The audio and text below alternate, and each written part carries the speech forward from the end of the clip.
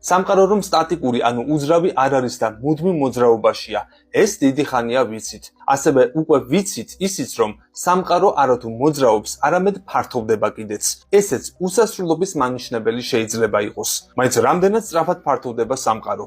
ფეთქებად ვარსკვლავებზე დაკვირვებით მეცნიერებმა ახალი მონაცემები შეაგროვეს. აქ როგორ მოვხვდით, საით მივდივართ, რამდენ ხანს ვიქნებით? ეს კითხვები თვით კაცობრიობასავით ხანდაზმულია, თუმცა თუ სამყაროში მსგავსი შეკითხვები ყველა არსებას აწუხებს, გაცილებით უფრო ძველიც ყოფილა. ეს სამყარო შემსავლელი მეცნიერების, კოსმოლოგიის ფუნდამენტური ნაზრებია და ფეხდაფეხ მიუყვება ერთ-ერთ უმნიშვნელოვანეს ამოცანას, რომელიც გამოიკვლევს თუ რამდენად სწრაფად ფართოვდება სამყარო.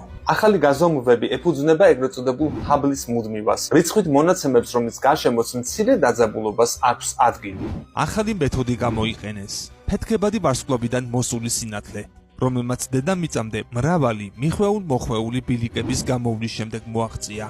1929 წელს კიდევ ერთმა ამერიკელმა ასტრონომმა ედვინ ჰაბლმა აღმოაჩინა სხვა ცეფეიდები სხვა გალაქტიკებში და გაზომა მანძილები. შემდეგ ამ და სხვა გაზომვებიდან მიღებული მონაცემების მიხედვით გამოითვალა, რომ სამყარო ფართოვდება. სტანდარტული კანდელის მეთოდი მძლავრი მეთოდია, რომელიც უზარმაზარ სამყაროში არსებული მანძილების დიდი სიზუსტით გაზომვის საშუალებას იძლევა. გამუდმებით მიმდინარეობს სხვადასხვა კანდელების ძიება.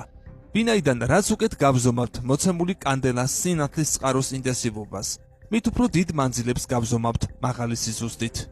ერთ-ერთი ასეთი ახალი კანდიდატი სულ ახლა ხანს შემოგთავაზეს. მეცნიერთა ჯგუფმა ორმაგი კანდელა აირჩია. კერძოდ ცეფეიდი, რომელიც IA ტიპის ზეახალის, ანუ სუპერნოვას გვერდით განთავსდება, რომელიც აფეთქების პროცესშია.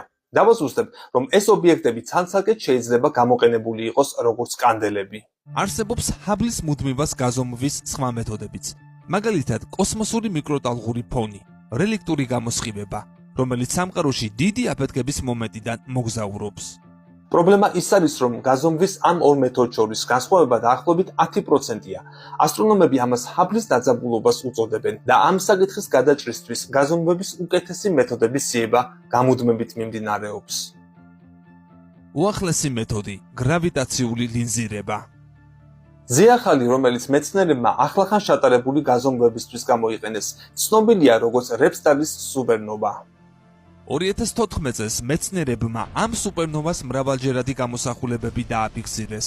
ეს იყო პირველი შემთხვევა, როდესაც მათ წინაშე ლინზირებული ზეახალი წარსდგა. კოსმოსურმა ტელესკოპმა ჰაბლმა ერთი და იგივე ზეახალის 5ჯერადი გამოსახულება გადაიღო.